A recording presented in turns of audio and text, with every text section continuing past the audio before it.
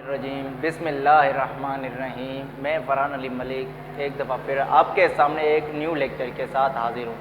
Last time जैसे हमने basic generic nursing का जो फंडामेंटल मेजर सब्जेक्ट है उसका हमने सबसे पहला टॉपिक इंट्रोडक्शन पढ़ा था, और आज का जो हमारा टॉपिक है वो है फ्लोरेंस नाइटिंगेल के ऊपर कि फ्लोरेंस नाइटिंगेल कौन थी और इसका क्या रिलेशनशिप है हमारी नर्सिंग के साथ। तो स्टार्ट करते हैं अपना टॉपिक। तो सबसे पहले कि she was born in 12 May 1820 in Italy, कि जैसा कि वो पैदा हुई 12 मई 1820 को इटली सिटी में। तो जो फ्लोरेंस नाइटिंगेल थी तो ये काफ़ी इंटरेस्ट थी कि मेडिकल फील्ड में, और इसका शौक़ था कि मैं मेडिकल फील्ड में जाऊं और जाके कोई भी मतलब गरीब इंसान हो या कोई भी गैर मजहब हो, जैसे उसकी हेल्प करना, मदद करना, उसकी केयर करना। तो ये इसका अपना एक शौक़ था। लेकिन 1821 में ये कुछ मसले की वजह से अपने पेरेंट्स के साथ माइग्रेट मतलब हिजरत करके चले गए थे इंग्लैंड। और उसके बाद जो क्रिमिनल वार थी, जिसका मैं आपको आगे चल के बताऊंगा, क्रिमिनल वार जो कि लगी थी रोमन एंड तुर्की के बीच में 1854 में, तो वहाँ पे भी फ्लोरेंस नाइटिंगेल ने काफ़ी भरपूर हिस्सा दिया। तो वहाँ जब ये गई थी तो यहाँ के जो प्रेसिडेंट था इंग्लैंड का, तो वहाँ के प्रेसिडेंट ने फ्लोरेंस के साथ जो 10-12 गर्ल्स और थी उनको भेजा, कहाँ, रोमन या तुर्की में, जहाँ क्रिमिनल वार चल रही थी।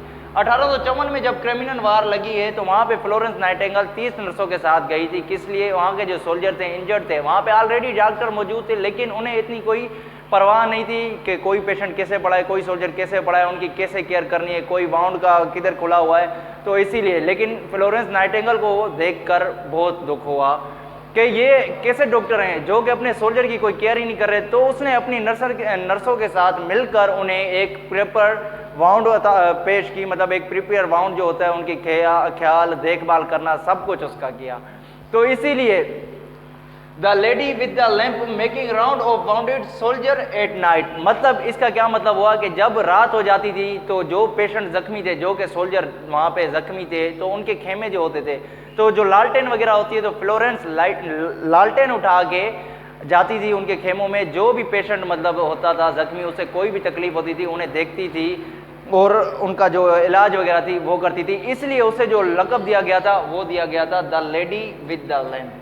The lady with the lamp का उसको लक़ब मिला हुआ था। और इसके अलावा Florence Nightingale modern of nursing भी है। तो ये खिताब उसे भी मिला था जब विक्टोरिया जो थी, क्वीन थी, उसने ये किताब दिया था, लक़ब उसे टाइटल वगैरह दिया था। कब दिया था? कि जब वो वार से हारशाई से प्रॉपर होके वापस आ गई थी।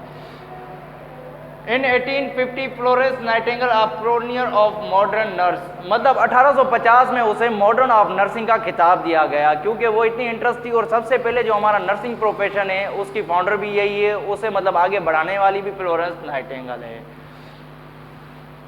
शी वॉज डेड 13 अगस्त 1910, मतलब वो जब मरी 13 अगस्त 1910 में। और पैदा कब हुई? 12 मई 1820। यहाँ का इतने लंबे अरसे में उसने 90 ईयर मतलब 90 ईयर की उसने एक ज़िंदगी बसर की, और उसके अंदर उसने बहुत से अपने मतलब मेडिकल के हिसाब से, मतलब उसके नाम से काफ़ी हॉस्पिटल खोले गए, काफ़ी हेल्थ स्कूल, साल की ज़िंदगी में इसने काफ़ी हेल्थ एजुकेशन, इसके नाम पे स्कूल भी खोले गए और काफ़ी हेल्थ के डिपार्टमेंट खोले गए जहाँ पे हेल्थ एजुकेशन वगैरह दी जाती है।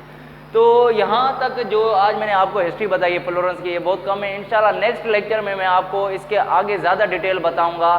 तो इसी के साथ मुझे इजाज़त दें, यहाँ पे हमारा टॉपिक हुआ ख़त्म। अगर इसमें भी अगर किसी भाई को डाउट है या किसी को भी कोई भी प्रॉब्लम वगैरह है तो नीचे कमेंट में मेंशन करें और इस चैनल को लाइक एंड सब्सक्राइब ज़रूर करें। तो इसके साथ इजाज़त दें, आपका मिस्टर फरहान अली मलिक।